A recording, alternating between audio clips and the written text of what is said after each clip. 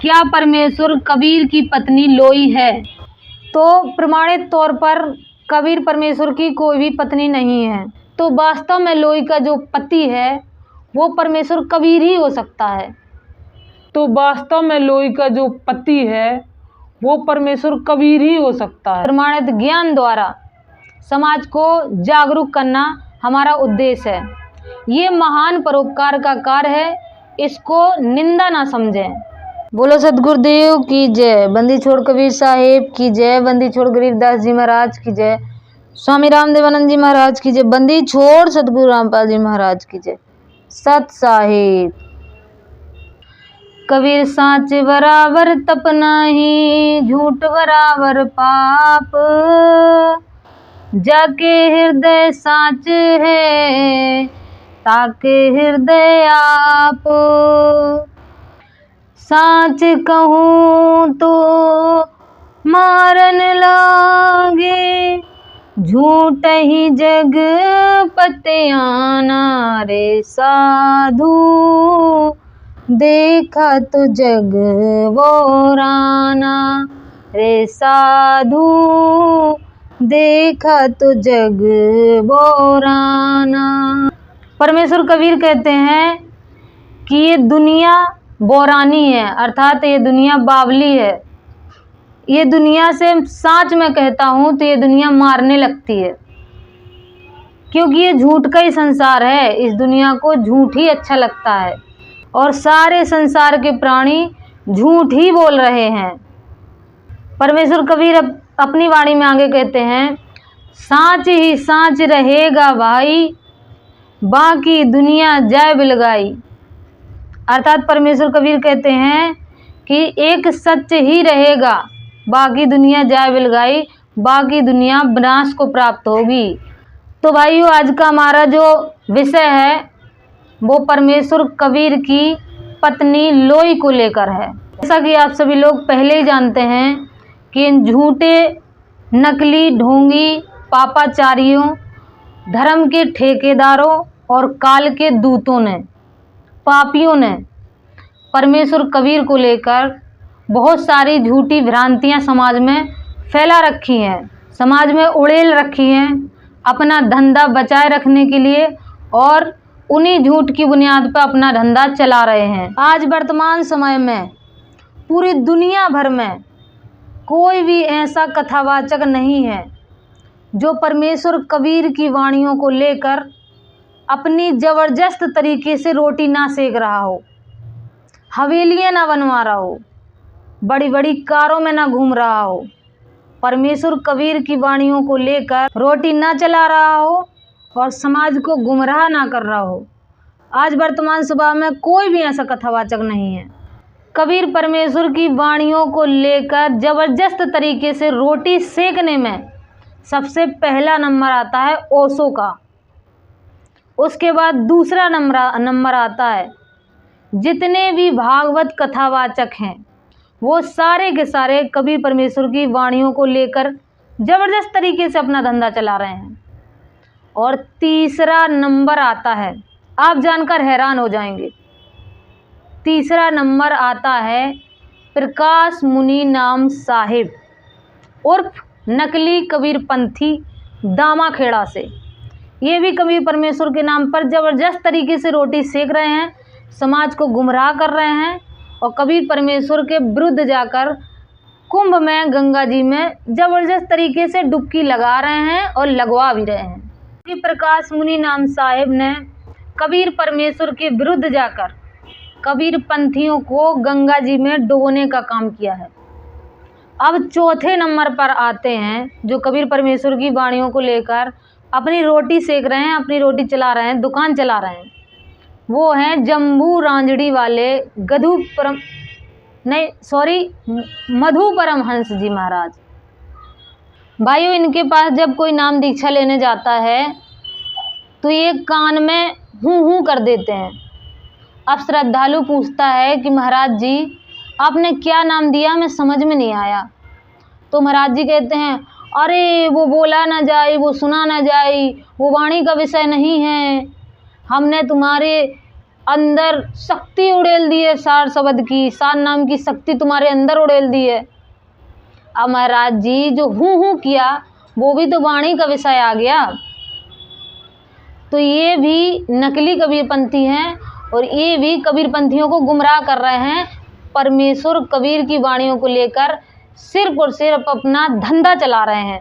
इसी कड़ी में 5वें नंबर पर आते हैं पारक सिद्धांत वाले। भाइयों, अगर इनको नास्तिक कहा जाए तो भी गलत नहीं होगा, क्योंकि ये मानते ही नहीं कि एक परमेश्वर ने पूरी सृष्टि रची है। ये मानते नहीं कि कबीर परमेश्वर हैं और कबीर परमेश्वर ने सारी सृष्टि रची है। इनका मानना है कि आत्मा ही आगे चल के परमात्मा बन जाती है। ये कबीर परमेश्वर को ही नहीं मानते।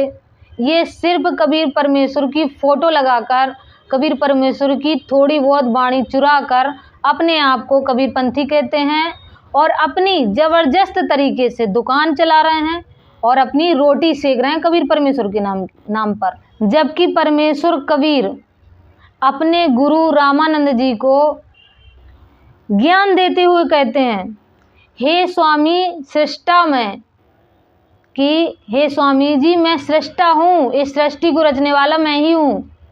सृष्टि हमारे तीर कि इस सृष्टि जैसी तो मैंने कई सारी सृष्टियाँ बना रखी हैं। और दास गरीब अधर बसू मैं अविगत सत्य कबीर, कि मैं अधर पर सबसे ऊपर टॉप पोस्ट पर सबसे ऊपर रहता हूँ। मैं अविगत सत्य कबीर हूँ, मैं परमेश्वर कबीर हूँ। फिर आगे कहते हैं, हम ही अलख अला हैं कुतुब गोश और पीर, हूँ मैं खालिक धनी है मेरा नाम कबीर। जब परमेश्वर कबीर अपनी वाणियों में खुद कह रहे हैं कि मैं कबीर परमेश्वर हूँ, मैंने सृष्टि रची है, और मैं जब ये सच बोलता हूँ तो दुनिया मुझे मारने लगती है। जब परमेश्वर कबीर स्वयं बता रहे हैं, फिर ये पारखी मानते ही नहीं, उनकी वाणी मानते नहीं, तो ये कबीरपंथी कहाँ से हो गए। तो भाइयों, परमेश्वर कबीर की वाणियों को नहीं मानने वाले, परमेश्वर कबीर के बताए हुए आदेशों पर नहीं चलने वाले, क्या सच्चे कबीरपंथी हो सकते हैं? नहीं हो सकते हैं। ये नकली कबीरपंथी हैं। असली परमेश्वर कबीर की वाणियों पर चलने वाले संत, एकमात्र संत पूरी दुनिया में संत रामपाल जी महाराज हैं। तो उनसे नाम दीक्षा लेकर अपना कल्याण करवा सकते हो।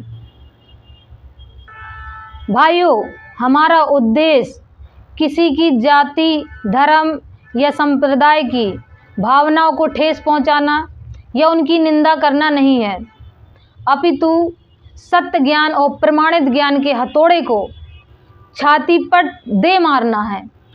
भाइयों, इन नकली धर्म गुरुओं द्वारा समाज को गलत ज्ञान प्रदान करके जो दिशा विहीन किया गया था, आज उसी समाज को प्रमाणित वेदों द्वारा, प्रमाणित ज्ञान द्वारा समाज को जागरूक करना हमारा उद्देश्य है। ये महान परोपकार का कार्य है, इसको निंदा ना समझें। भाइयों, अब हम अपने विषय पर आते हैं। क्या परमेश्वर कबीर की पत्नी लोई है? इस बात को हम प्रमाण से जानेंगे। और प्रमाण कहाँ से लेंगे, ये भी जान लीजिए। अगर श्री राम को जानना है तो रामचरितमानस और रामायण को जानना होगा। अगर कृष्ण को जानना है तो भागवत को जानना होगा। अगर विष्णु को जानना है तो विष्णु पुराण को जानना होगा। अगर शिव को जानना है तो शिव पुराण को जानना होगा। इसी प्रकार अगर देवी को जानना है तो देवी भागवत को जानना होगा। इसी प्रकार नानक जी को जानना है तो गुरु ग्रंथ को जानना होगा। इसी प्रकार अगर परमेश्वर कबीर को जानना है तो कबीर सागर को जानना होगा, कबीर शब्दावली को जानना होगा, कबीर दोहावली को जानना होगा, अमर ग्रंथ साहिब को जानना होगा। तो हमने परमेश्वर कबीर के सारे ग्रंथों को देखा। परमेश्वर कबीर समय समय पर आकर जिन भी संतों को मिले, उन प्रमाणित संतों के वाणियों को देखा, जिनमें हमने कहीं पर भी ऐसा नहीं पाया कि परमेश्वर कबीर की कोई पत्नी भी थी जिसका नाम लोई हो। इससे सिद्ध होता है कि परमेश्वर कबीर की कोई पत्नी थी ही नहीं और परमेश्वर कबीर गोरखनाथ जी को ज्ञान देते हुए कहते हैं, मात पिता मेरे कछु नाही, ना मेरे घर दासी। दासी का अर्थ होता है पत्नी। मात पिता मेरे कछु नाही, ना मेरे घर दासी। जुल्हे का सुत आन कहाया, जगत उड़ाए मेरी हंसी। परमेश्वर कह रहे हैं कि जगत ये हमारी हंसी उड़ा रहा है कि जुलाहे का पुत्र है। मैं तो अविगत से चला आया, कोई मेरा भेद मरम नहीं पाया। परमेश्वर कहते हैं ना मेरे माँ है, ना मेरा बाप है, ना मेरी कोई पत्नी है, मैं तो अविगत से चल के आ गया हूँ। मैं स्वयं परमेश्वर हूँ। परमेश्वर कबीर आगे अपनी वाणी में कहते हैं, कबीरा हमरा को नहीं, हम काहू के नाही, और शब्द मिलावा होएगा, ये देह मिलावा नहीं। परमेश्वर कह रहे हैं कि मेरी इस देह से कोई उत्पन्न नहीं है। कबीरा हमरा को नहीं, कि मेरे देह से कोई उत्पन्न नहीं है। और हम काहू के नहीं, कि हम भी किसी की भी देह से उत्पन्न नहीं है, हम स्वयंभू हैं। और शब्द मिलावा होएगा, देह मिलावा नहीं। जिनको सार शब्द प्राप्त है वही परमेश्वर के पास जा पाएंगे। परमेश्वर कबीर कहते हैं कि मैंने शब्द से सृष्टि की उत्पत्ति की है और शब्द से ही सबको बनाया है। सारे जीव जो हैं शब्द से ही उत्पन्न हुए हैं, और जिनको सार शब्द प्राप्त होगा वही परमेश्वर कबीर से जाके मिल पाएंगे। शब्द मिलावा होगा, देह मिलावा नहीं। अब देह मिलावा का अर्थ बताती हूँ। ये मत समझ लेना कि मैं 42 वंश से हूँ और मैं 42 वंश से नाम दीक्षा लेके आ गया हूँ। मैंने कबीर साहब जैसा भेष बना लिया है, मैंने दाढ़ी रखा ली है, मैंने टोप पहन लिया है, मैंने कंठी पहन ली है, मैं तो चोला भी धारण कर लिया हूँ कबीर साहब की तरीके से, तो मैं तो पार हो जाऊँगा, मैं तो वहाँ जाकर कबीर परमेश्वर से मिल जाऊँगा। नहीं मिल पाओगे। परमेश्वर कबीर कहते हैं शब्द मिलावा होएगा, सार शब्द पाए बिना सतलोक जानने तरसे। परमेश्वर कबीर ने स्पष्ट कर दिया कि जब तक सार शब्द नहीं पाओगे तब तक परमेश्वर कबीर से नहीं मिल पाओगे, सतलोक नहीं पहुंच पाओगे। ये देखो 2-2 कौड़ी के जीव साहिब बने घूम रहे हैं। कोई नाम साहिब, वे कह रहा है ये नाम साहिब, उनने कहा ये नाम साहिब, सब अपने आप को साहिब ही बने घूम रहे हैं। ये 2 कौड़ी का जीव साहिब बन सकता है? परमेश्वर कबीर इस पर कहते हैं, साहिब सबका बाप है, बेटा किसी का नाही, और बेटा बन के जन्म ले सो तो साहिब नाही। कि वो साहिब जो है वो सबका बाप है, सबसे बड़ा परमेश्वर है। किसी का पुत्र बन के जन्म नहीं लेता, वो पुत्र नहीं है। ये सब साहिब बने घूम रहे हैं, ये नकली हैं, धोखेबाज हैं, काल के दूत हैं, ये नरक में ले जाएंगे। निकलो इनसे दूर और जुड़ो संत रामपाल जी महाराज से, वो कल्याण करा लो अपना। अब इस ज्ञान को सुनकर कुछ महामूर्ख अपनी मूर्खता का परिचय अवश्य देंगे और कुछ नास्तिक उछल जाएंगे और प्रश्न करेंगे कि कबीर तो अभी 600 वर्ष पहले ही आए थे और गोरखनाथ तो बहुत पहले आए थे, फिर कबीर जी और गोरखनाथ आपस में कैसे मिल गए, उनकी वार्ता कैसे हो गई। तो यहाँ पर आपको बता दें कि कबीर परमेश्वर चारों युगों में आते हैं, और जिस प्रकार ये इंद्र आदि देवी देवता जब चाहते हैं तब इस पृथ्वी लोक पर आ जाते हैं, और जिस साधु संत से आकर उनको इच्छा होती है उनसे मिल लेते हैं। उसी प्रकार नाद परंपरा से जो गोरखनाथ जी थे वो वर्तमान समय में पितृलोक में है, और जब भी नाथ परंपरा पर कोई संकट आता है या उनको आवश्यकता महसूस होती है तो वो वहाँ से पितृलोक से चलकर इस पृथ्वी लोक में आकर अपने किसी भी साधक को या किसी से भी आकर मिल सकते हैं। आध्यात्मिक में अविश्वास नहीं करना चाहिए कि नहीं ऐसा नहीं हो सकता, ऐसा कैसे हो गया, ऐसा कैसे हो सकता है, क्योंकि आध्यात्मिक में कोई भी चीज़ इम्पॉसिबल नहीं होती। जो विज्ञान नहीं कर सकता वो आध्यात्मिकता से हो जाता है। तो ये यहाँ पर अविश्वास नहीं करना चाहिए। बाकी जब महाप्रलय में देवों के लोक, इंद्र आदि लोक और पितरलोक, इन सब का विनाश होता है, ये सब नाश में आते हैं, तब भी परमेश्वर कबीर अविनाशी हैं, वो नाश में नहीं आते। वो एकमात्र अविनाशी परमेश्वर हैं। अब हम अपने विषय पर आते हैं, जो आज का हमारा विषय है। तो हमारा आज का विषय था कि क्या परमेश्वर की पत्नी लोई है। तो आज की वीडियो में प्रमाणों के साथ सिद्ध हो गया कि परमेश्वर कबीर की कोई भी पत्नी नहीं है। तो प्रमाणित तौर पर कबीर परमेश्वर की कोई भी पत्नी नहीं है। भाइयों, आइए चलते हैं अपने चर्चा के दूसरे पहलू की ओर, जहाँ पर कुछ लोगों का मानना है, किंवदंती है कि कबीर परमेश्वर की पत्नी का नाम लोई है। तो आइए चलते हैं, इस पर चर्चा करते हैं। बंदी छोड़ सतगुरु रामपाल जी महाराज की जय हो। तो भाइयों, संतों की भाषा में लोई को संसार कहा गया है और संतों की भाषा में लोई को चादर भी कहा गया है। चादर इस शरीर को भी कहते हैं, जैसे वाणी है कि मैली चादर ओढ़ के कैसे द्वार तिहारे आऊं। और संतों की भाषा में लोई आटे को भी कहा जाता है। लेकिन वास्तविक जो लोई का अर्थ है वो संसार होता है। जो शब्दावली दोहावली पढ़ते हैं वो इस बात को भलीभांति जानते हैं। भाइयों, अभी आपने जाना कि लोई का अर्थ संतों की भाषा में संसार होता है। अब जानते हैं कि लोई का वास्तविक पति कौन है। लोई का अगर वास्तविक पति देखा जाए तो वो राम नहीं हो सकते। लोई का अगर वास्तविक पति देखा जाए तो कृष्ण नहीं हो सकते। लोई का अगर वास्तविक पति देखा जाए तो ब्रह्मा विष्णु महेश नहीं हो सकते। लोई का अगर वास्तविक पति देखा जाए तो जीसस नहीं हो सकते। लोई का अगर वास्तविक पति देखा जाए तो कोई देवता दानव मानव नहीं हो सकते, क्योंकि ये सभी प्रलय काल में नष्ट होंगे।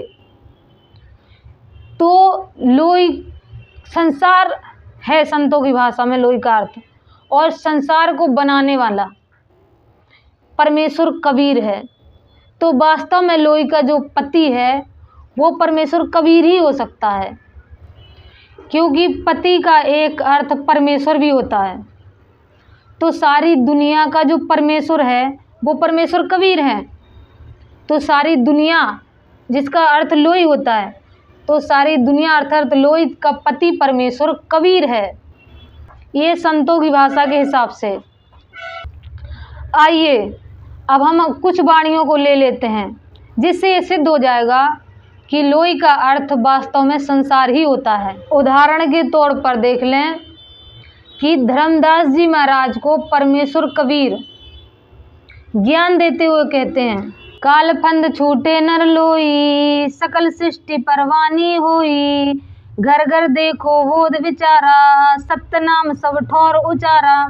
काल फंद छूटे नर लोई, काल का फंद मतलब काल का जाल छूटेगा। नर का अर्थ होता है प्राणी और लोई का अर्थ होता है संसार, कि सारे संसार के प्राणियों के काल के फंद अर्थात काल का जाल छूटेगा। सकल सृष्टि परवानी हुई, कि सारी सृष्टि उस संत से नाम दीक्षा लेगी। घर घर देखो बोध विचारा, घर घर परमेश्वर कबीर की चर्चा होगी। घर घर देखो बोध विचारा, सतनाम सब ठौर उचारा, और सतनाम का सब जाप किया करेंगे। दैट्स अ क्लियर कि लोई का अर्थ संसार होता है। चलिए देखते हैं दूसरी वाणी में। ऊंच नीच है इस विधि लोई, सुक्रम और कुक्रम कहा वेंदोई। परमेश्वर कबीर बताते हैं इस विधि लोई, इस विधि का अर्थ होता है ब्रह्मा, लोई का अर्थ होता है संसार।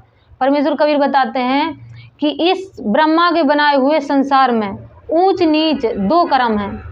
जो अच्छे कर्म करता है, सुक्रम करता है, उसे ऊंचा माना जाता है, और जो कुक्रम अर्थात बुरे कर्म करता है उसको नीचा माना जाता है। तो इस वाणी में भी सिद्ध हो गया कि लोई का अर्थ संसार होता है और विधि का अर्थ ब्रह्मा होता है।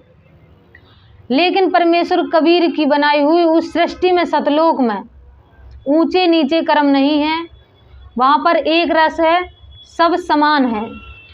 तो इस वाणी से भी सिद्ध हो गया कि लोई का अर्थ संसार ही होता है।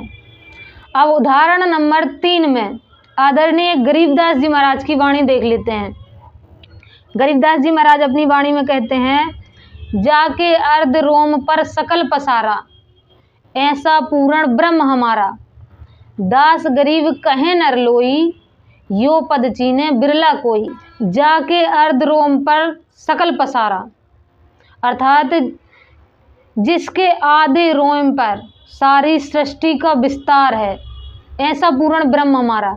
ऐसा वो परमेश्वर कबीर है जिसके आधे रोम पर, आधे रोए पर पूरी पृथ्वी, पूरी सृष्टि का विस्तार है। दास गरीब कहे नर लोई, कि ऐ संसार के प्राणियों, लोई का अर्थ संसार और नर का अर्थ होता है प्राणी, तो ऐ संसार के प्राणियों, गरीबदास जी महाराज कह रहे हैं, यो पद चीने बिरला कोई, कि ये जो मैंने पद गाया है इसको कोई बिरला ही पहचान पाएगा कि वो पूर्ण परमेश्वर कबीर है जिसके आधे रोए पर पूरी सृष्टि का विस्तार है। तो यहाँ से भी स्पष्ट हो गया कि लोई का अर्थ संसार होता है।